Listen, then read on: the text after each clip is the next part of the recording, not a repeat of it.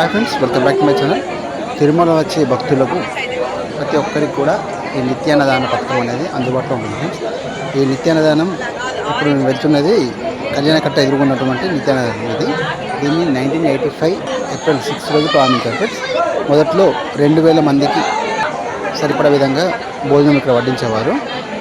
క్రమేణా ఇప్పటికి చూసుకుంటే లక్షలాది మందికి పైగా ఒక్క రోజులో ఇక్కడ తిరుమలలో ఈ నిత్యాన్న పథకం ద్వారా అన్నదానం నిర్వహిస్తున్నారు తిరుమల తిరుపతి దేవస్థానం వారు. ఇప్పుడు నేను ఈ కళ్యాణకట్ట ఎదురుగా ఉన్నటువంటి అన్నప్రసాద వితరణ కేంద్రం నుంచి లైన్లో వెళ్తున్నాను, క్యూ లైన్లో. ఈ అన్నప్రసాద వితరణ కేంద్రం ప్రారంభమైనప్పుడు 1985లో మొదటి టోకెన్ల సిస్టమ్ ఉండేది ఫ్రెండ్స్. కానీ కాలక్రమేణా ఈ టోకెన్ సిస్టమ్ అనేది తీసేసి అందరు వచ్చిన వారికి ఎవరైతే ఆకలితో వచ్చి ఈ కేంద్రానికి వస్తారో వారందరికీ కూడా సరిపడే విధంగా కడుపు నింపే విధంగా ఇక్కడ అన్నప్రసాద వితరణ చేస్తారు. కాబట్టి తిరుమలకి ఎవరు వచ్చినా కూడా అందరికీ ఇది ఓపెన్గానే ఉంటుంది ఈ అన్నప్రసాద వితరణ కేంద్రం.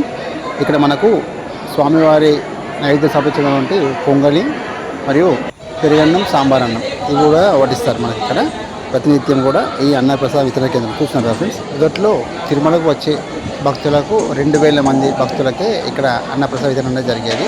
కానీ కాలక్రమేణా ఈ సంఖ్య పెరిగి ఇప్పుడు లక్షలాది మంది భక్తులకు ప్రతినిత్యం ప్రతిరోజు ఇక్కడ అన్నప్రసాద వితరణ చేయడం జరుగుతుంది.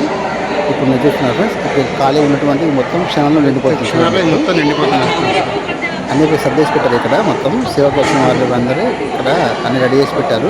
పెట్టేసినాకనే అందరినీ అలౌ చేస్తారు భక్తులు ఎవరైతే ఉంటారో ఫస్ట్. ఎందుకంటే వాళ్ళు వస్తే డిస్టర్బెన్స్ ఉంటుందని చెప్పేసి అన్ని టైమ్స్ మొత్తం అన్ని సెట్ చేసినాకనే వాళ్ళని అలౌ చేస్తారు. చూస్తున్నారు కదా, ఇక్కడ పొంగలి, పచ్చడి, ఫస్ట్ టమాటో రైస్ వేస్తారు.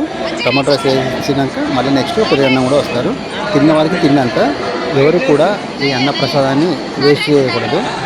ఎందుకంటే వాళ్ళు వడ్డించుకుంటూ వెళ్తూనే ఉంటారు. మనకు సరిపోయే విధంగా మనకు ఎంతైతే మనం తినగలుగుతామో అంతవరకే వడ్డించమని చెప్పాలి. వాళ్ళు కూడా అలాగే వడ్డించి వెళ్తారు. లేదంటే మాత్రం మొత్తం వేస్ట్ చేయడం మాత్రం కరెక్ట్ కాదు అది. ఎందుకంటే అన్నప్రసాదం కొరకు లక్షలాది మంది భక్తులు ఎదురు చూస్తూనే ఉంటారు. ఇప్పుడు నా పక్కన ఉన్న వాళ్ళు చాలామంది వేస్ట్ చేశారు. ఇప్పుడు అన్నదానం అయిన తర్వాత ఇప్పుడు నేను బయటకు వస్తున్నాను. ఈ నిత్యాన్నదానం టైమింగ్స్ వచ్చేసి తిరుమలలో ఉదయం 11 గంటల నుంచి మధ్యాహ్నం 3 గంటల వరకు, తిరిగి సాయంత్రం 7 గంటల నుంచి రాత్రి 10 గంటల వరకు. అన్నం పరబ్రహ్మ స్వరూపం కాబట్టి ఎక్కడ కూడా మనం అన్నాన్ని వేస్ట్ చేయకూడదు. ఓకే ఫ్రెండ్స్, ఈ వీడియో నచ్చినట్లయితే లైక్ చేయండి, షేర్ చేయండి, కామెంట్ చేయండి ఫ్రెండ్స్. మరిన్ని వీడియోస్ కోసం మా యొక్క ఛానల్ని సబ్స్క్రైబ్ చేసుకోండి ఫ్రెండ్స్. Thank you.